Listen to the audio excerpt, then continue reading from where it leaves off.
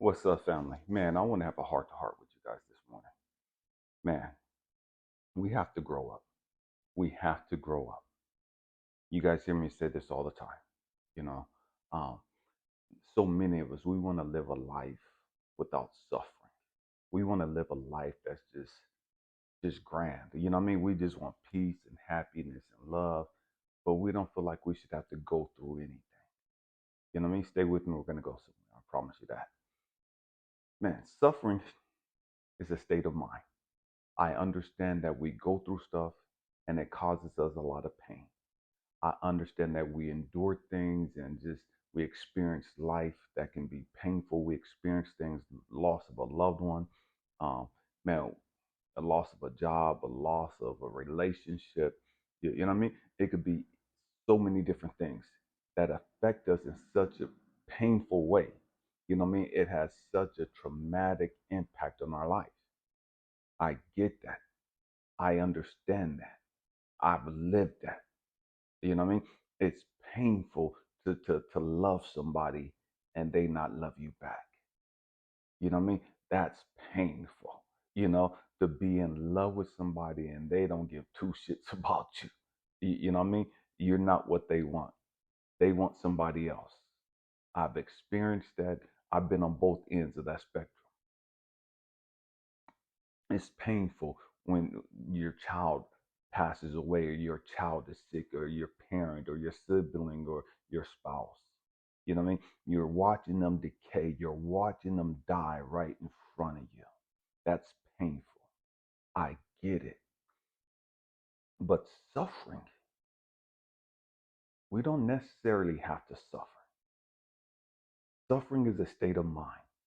And I know this is going to piss some of us off. And it is what it is. You know what I mean? It is what it is. There's a saying, iron sharpens iron, but we miss it. What am I saying? In order for iron to sharpen iron, iron has to be beaten. Iron has to go through the fire. Iron goes through the fire. Iron is beaten. And in order for you to have this nice sword, man, there's a process that it has to go through.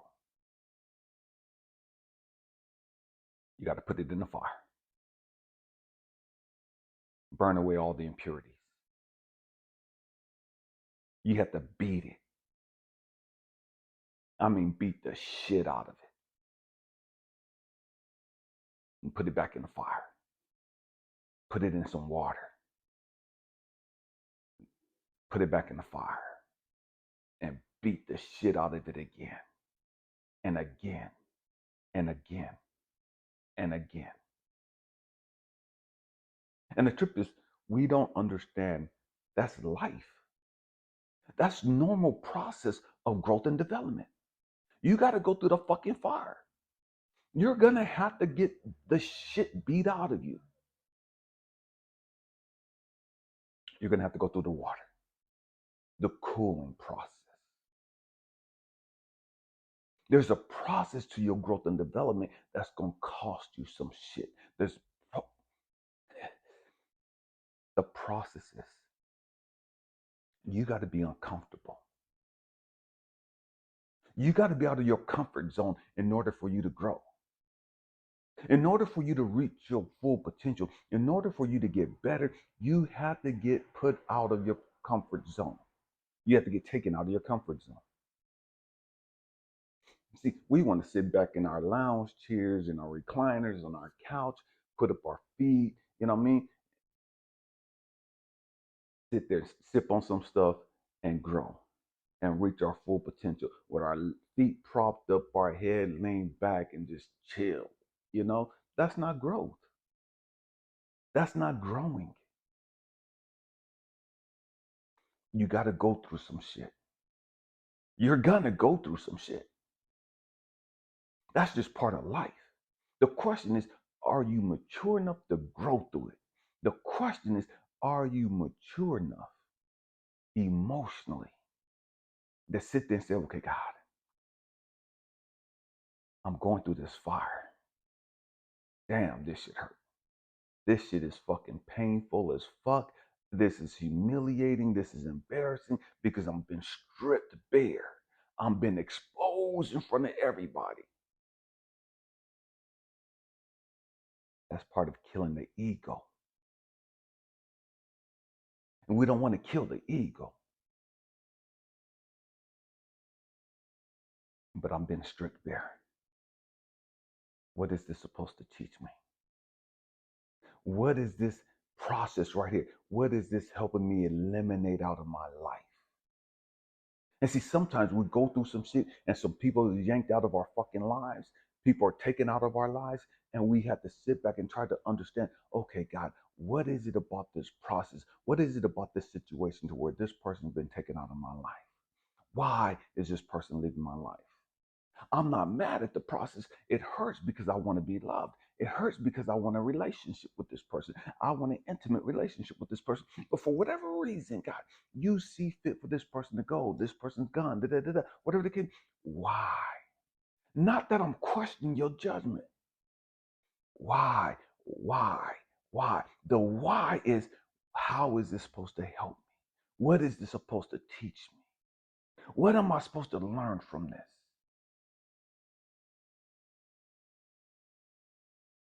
And sometimes people have been stripped out of our lives to show us that we don't need them, to show us that we're already strong, to show us how powerful we really are, to show us that this person looked like a friend. This person talked like they were a friend. This person talked like they loved you. And the truth is, they were an enemy within your camp. They were an enemy, and they were keeping you from reaching your full potential. They were an enemy, and they were keeping you distracted. They were an enemy, and they were stunting your growth and development. And so we go through this process of being hurt.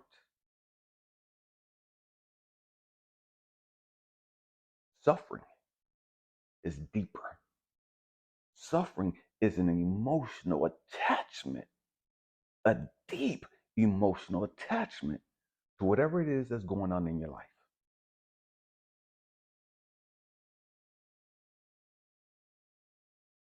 My wife, 2015, found out that she had cancer and she was going to pass away. I knew I was going to lose my wife, my best friend and everything, right? The emotional attachment to her, I didn't realize existed. See if I can say it different. We love people. We love things. And it's not that we love people, it's not that we love things. We have an emotional attachment to these things, to these people. When they're gone, it's the emotional attachment that lingers. It's the emotional attachment that won't allow us to grow. It's the emotional attachment that stunts us in our growth and development. It's the emotional attachment to whatever it is that keeps us bottled up and fucked up. It's the emotional attachment. The emotional attachment to you being raped. The emotional attachment to you being abandoned. The emotional attachment to you being rejected. The emotional attachment to you getting your heart broke. It's the emotional attachment that causes the suffering. The thing is gone. It's gone. But the emotional attachment lives within our subconscious thoughts for the most part. And because we don't dive deep, because we don't understand who we really are, and because we don't do the shadow work and we don't get in tune with God and ourselves to understand, man, I got all these things within me that I don't quite understand. And that's the why. That's the reason why I do what I do. I've counseled and talked to so many drug addicts, people that were locked up in prison for substance abuse. And a lot of them didn't understand why they got into drugs, why they were addicted to the dope, why they couldn't let go of the dope. And so part of the process of counseling and working with them, man, and my understanding, man, let me see, and me having them write down your autobiography. Tell me your story. What was your childhood like? Why? Because I want to understand where the wheels fell off. I want to understand your state of mind before the dope came. I want to understand your thought process, your experiences in life that led you to the dope, that led you to make the choices that you did. I'm a suffering. Stay with me. The suffering was there, hidden. The suffering was the pain. Put it this way, the suffering was behind the pain. Daddy didn't want you. Daddy rejected you. Mama gave you up. You felt unloved, unwanted, like you didn't matter. And that hurt. That was painful. And so to mask the pain, let me take a hit of this. To mask the pain, let me sip on this.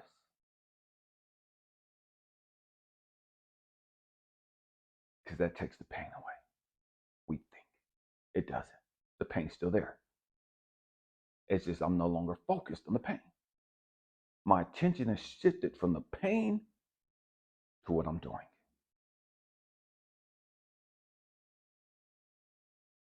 I'm distracted.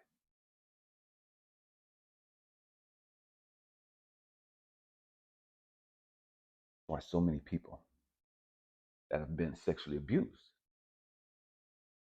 or felt unwanted, sex is a great distraction for them. Great distraction for them. But it doesn't fix the problem. Suffering.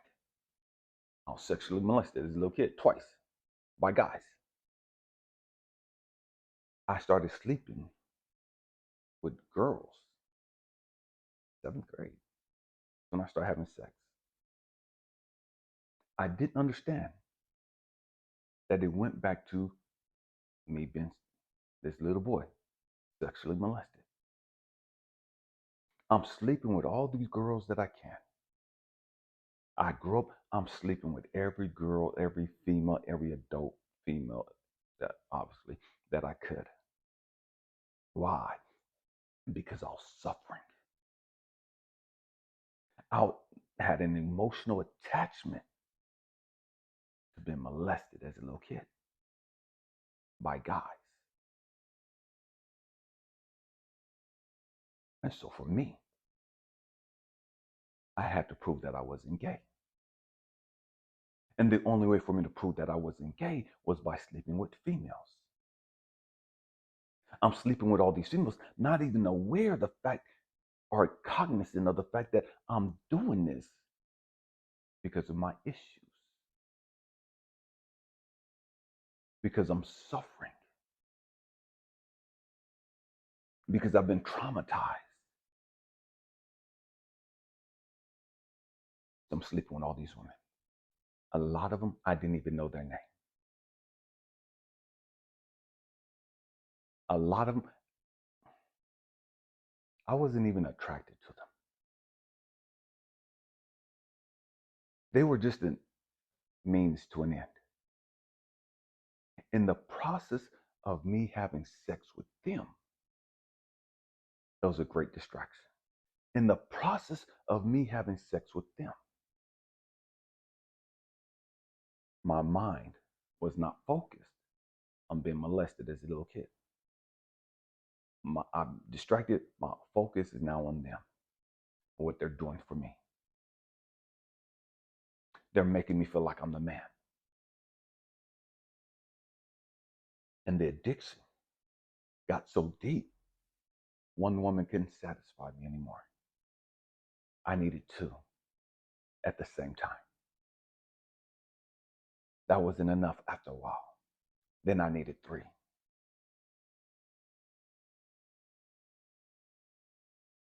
It got up to four.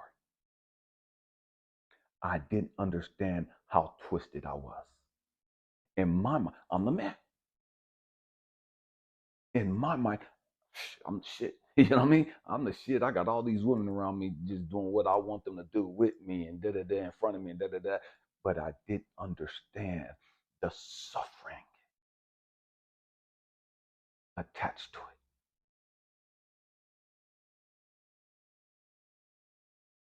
I'm in LA one day and I'm wanting to get into the porno industry. Get paid, having sex, it seemed like a no-brainer to me. Man, that's what God put me here for. Suffering. I thought that was my purpose in life, was to have sex with women, to make women feel like they're loved. My twisted thought process and damage from sex or being molested as a little kid made me think that sex was love. I'm going somewhere, stay with me. And so I'm thinking, because I'm having sex with all these women, I'm making them feel good about themselves. I'm giving them some value. I'm building up their self-esteem. This is bullshit. I convinced myself of, because I've been traumatized. Because my mind had been twisted. I was suffering and didn't even know it. So many of us, we've lived with suffering for so long, it's second nature to us. We don't even know we're suffering because it's normal. And I always feel like this. This is what I always do. Because we're suffering. In LA, I get out my car one day and I can hear God say to me, Elijah, you know you're not gay. And I'm like, what the fuck? Why are you telling me this? I know I'm not gay. Get the voice again. Elijah, you know you're not gay. I'm like, I know I'm not gay. God, why the fuck you telling me this? Why you keep telling me? You ain't telling me nothing I don't know. And they said it a third time. Elijah, you know you're not gay. Now I'm pissed because it's like, okay, motherfucker, what? You know what I mean? I know this. And I'm looking back over my life, looking at all the women I've been with. Proud of my fucking accomplishments.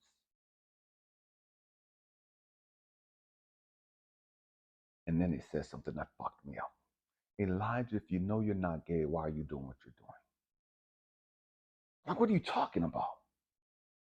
If you know you're not gay, why are you sleeping with all these women? You don't even like most of them. You don't even know the great majority of them. And a lot of times, you don't even really want to have sex with them. You're just doing it just to do it. But the question is, why are you doing it? And the light went off. It's like I had an epiphany at this aha moment. I had been suffering that whole time because of the emotional attachment to me being molested. I thought it was normal for guys to want to sleep with women like that. I thought it was normal for guys to want to bag and tag women like that. You know what I mean? Having them go down, having them just do whatever. I thought that's what men did. That's what dudes do.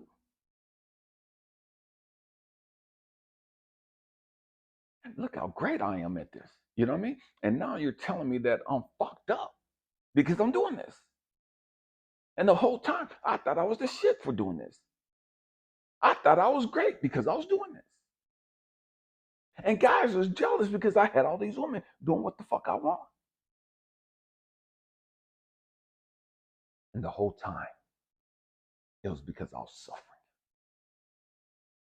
The whole time, it's because I hadn't dealt with the issue of being molested.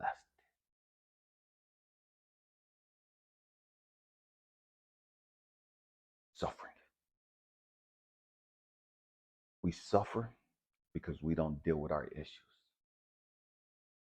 We suffer because we haven't healed.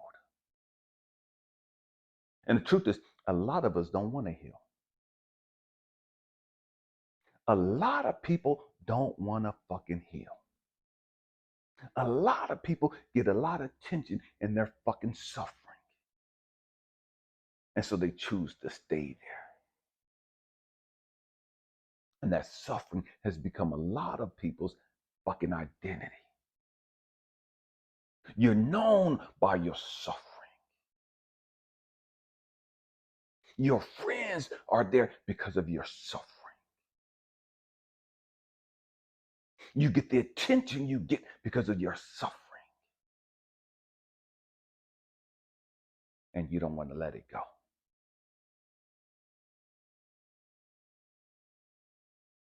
Because without your suffering, who the fuck are you? Without your suffering, why the fuck are you here?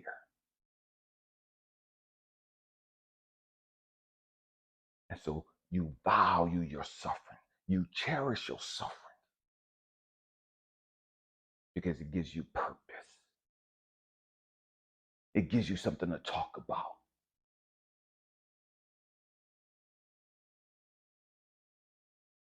It validates your victim mentality.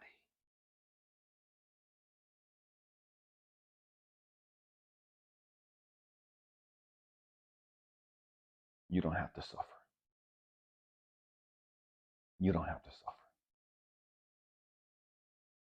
My hope and prayer is that we understand that we go through things in life and it hurts us.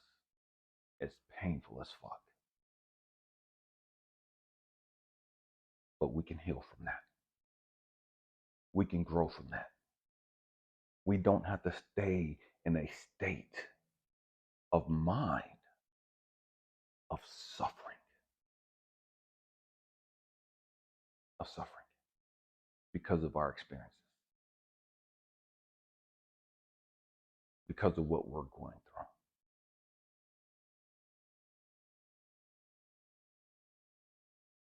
With my wife passing away in front of me watching her decay, God had to show me, Elijah, you could sit here and mourn this whole time and be sad and have this victim mentality of why is me, why is this, and life's not fair, and why me, or you could sit here and be grateful for the experiences and the trips that you guys have taken. You could sit here and be grateful for the time that you guys were allowed to be together. You could sit here and be, woe is me, and life's not fair, and that's suffering. Or you could shift your motherfucking attention and be grateful that I even allowed you motherfuckers to come together. I've allowed y'all to meet and fall in love. I've allowed y'all to connect at a level the great majority of humanity will never experience. I've allowed y'all to experience life and see things together. I've allowed y'all to laugh together, cry together, grow together. and you can enjoy those memories. Or you can shift your attention to what you're going to lose and cry and be mad and angry and hurt. And when you choose that, you get on a frequency, you get on a vibration that's low, and you suffer. You suffer because you're on a frequency of suffering, which is a low vibration. You cannot be grateful, thankful, and suffer at the same time. You can't do it. I don't give a fuck what you say. Grow up. Being an attitude of gratitude, a spirit of gratefulness, a spirit of thankfulness is up here. Suffering is way down here.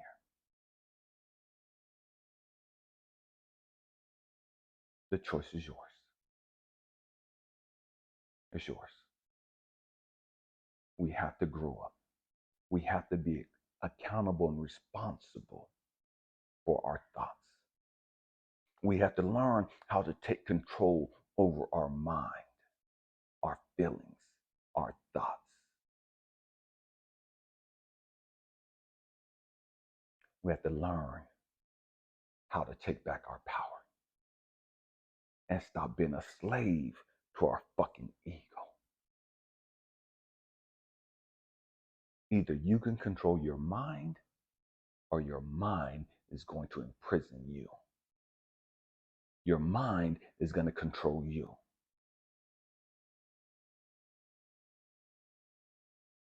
We had better grow up and understand who we are, the power we have, the authority we have. We're going to continue our series. We got like 4 more topics, or 4 more in regards to the 12 laws of the universe, and we'll bring that to a conclusion. The next video that I'm put out is going to be a video on unconditional love. Unconditional love. Man, I hope and pray that, man, you've been blessed, you've been encouraged, uplifted by this. You've been challenged as far as your thought process, your belief system has been challenged. Man, I'm just grateful for this opportunity. I'm grateful for this platform. I'm grateful for those of you that, man, watch the videos. Man, learn to take on a spirit of gratefulness. Learn to find the silver lining, to see the silver lining in every situation. I love you guys. I appreciate you guys. I value you guys. Namaste. Happy healing.